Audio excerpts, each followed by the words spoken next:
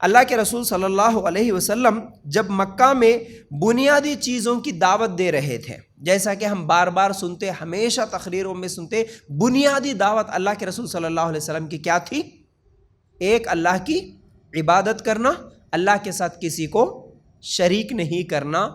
تو وہی بنیادی دعوتوں میں، جیسا کہ پردہ بنیادی دعوت نہیں تھی، شراب چھوڑو یہ بنیادی دعوت نہیں تھی، سب سے پہلی دعوت ایک اللہ کی عبادت کرو، آپ کو بھی کچھ بولنا ہے، ٹھیک ہے نا، ایک اللہ کی عبادت کرو، اللہ کے علاوہ کسی کو شریک مت کرو، یہ بنیادی دعوت۔ انہی بنیادی دعوتوں میں ایک دعوت یہ بھی تھی، اللہ کے رسول صلی اللہ علیہ وسلم رشتوں کو جوڑنے کا حکم دے رہے تھے۔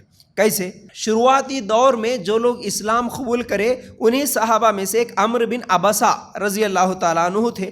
یہ پہلے سے بت پرستی نہیں کرتے تھے، لیکن ان کو یہ نہیں معلوم تھا کہ میں کس کی عبادت کروں۔ بت پرستی سے تو وہ رکے ہوئے تھے، شرک سے تو بچے ہوئے تھے، لیکن پھر صحیح معبود کون ہے، میں کس کی عبادت کروں، یہ ان کو معلوم نہیں تھا۔ تو جب اللہ کے رسول صلی اللہ علیہ وسلم مکہ میں آئے اور اعلان کرے کہ میں نبی ہوں، تو اللہ کے رسول صلی اللہ علیہ وسلم سے وہ ملاقات کرنے کے لیے چلے جاتے۔ جانے کے بعد وہ سوال کرتے، آپ کون ہو، آپ کیا ہو؟ اللہ کے رسول صلی اللہ علیہ وسلم سے سوال کر رہے صحابی، آپ کیا ہیں؟ تو اللہ کے رسول بولے کہ میں نبی ہوں، میں پیغمبر ہوں۔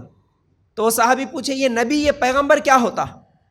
تو بولے کہ میں اللہ تعالیٰ کی طرف سے پیغام لے کر آنے والا ہوں، میں اللہ کا رسول ہوں، میں پیغمبر ہوں۔ تو پھر اللہ کی طرف سے آپ کیا پیغام لے کے آئے؟ یہ سوال کر رہے۔ پھر آپ جب پیغمبر ہے، پیغام لانے والے ہیں، تو اللہ کی طرف سے آپ کیا پیغام لے کے آئے؟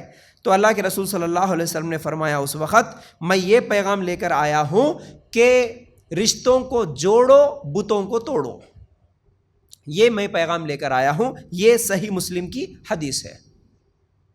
تو دیکھیں، شروعاتی دور یہ اللہ کے رسول صلی اللہ علیہ وسلم دعوت دے رہے، تقریباً اس وقت ایک 8-10 بھی صحابہ تھے کہ نہیں اسلام قبول کرے، سو اس زمانے کی بات ہے۔ اللہ کے رسول صلی اللہ علیہ وسلم سے جب سوال ہوا کہ تم کیا پیغام لے کے آئے، تو میرا پیغام یہ ہے کہ بتوں کو توڑو اور رشتوں کو جوڑو، یہ پیغام ہے۔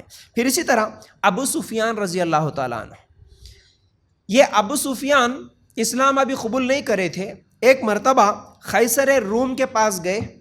قیصر روم جو تھا وہ ایک مرتبہ ابو سفیان سے جب ملاقات ہوئی تو وہ سوال کرتا، کیا سوال کرتا؟ اے ابو سفیان، ہم سنے تھے کہ تمہارے ہاں یعنی مکہ میں کوئی نبی آیا، کوئی نبوت کا دعویٰ کیا، تو وہ نبی کا پیغام کیا ہے، وہ آپ لوگوں کو کیا سکھاتا ہے، کیا بولتا ہے، اس کا بنیادی پیغام کیا ہے؟ تو اس وقت ابو سفیان رضی اللہ تعالیٰ عنہ، جو کہ ابھی مسلمان نہیں بنے تھے، ابھی مسلمان نہیں بنے، لیکن جو قیصر روم تھا، جو بادشاہ تھا، اس کو جواب دے رہے، کیا جواب دے رہے کہ وہ کہتا ہے، یعنی محمد کہتے ہیں کہ اللہ کے علاوہ کسی کی عبادت نہ کرنا، اور نماز پڑھنا، اور سچ بولنا، اور رشتوں کو جوڑنا۔ صحیح بخاری میں یہ حدیث موجود ہے۔ دیکھو ان دونوں حدیثوں سے کیا معلوم ہوا؟ اللہ کے رسول صلی اللہ علیہ وسلم کی بنیادی تعلیمات میں سے یہ تعلیم تھی کہ رشتوں کو جوڑنا۔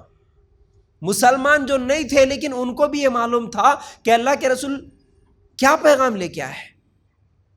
اللہ کے رسول رشتوں کو جوڑنے کا حکم دے رہے۔ پھر اسی طرح اللہ کے رسول صلی اللہ علیہ وسلم سے سوال ہوا، سب سے محبوب نیکی کون سی ہے؟ اللہ کے ہاں سب سے محبوب نیکی کون سی ہے؟ تو اللہ کے رسول صلی اللہ علیہ وسلم نے فرمایا، اللہ پر ایمان لانا اور اس کے بعد رشتوں کو جوڑنا۔ اور جب یہ سوال ہوا کہ سب سے ناپسندیدہ عمل کیا ہے، ناپسندیدہ چیز کیا ہے، اللہ کے رسول صلی اللہ علیہ وسلم نے فرمایا سب سے ناپسندیدہ چیز شرک ہے اور رشتوں کو توڑنا ہے۔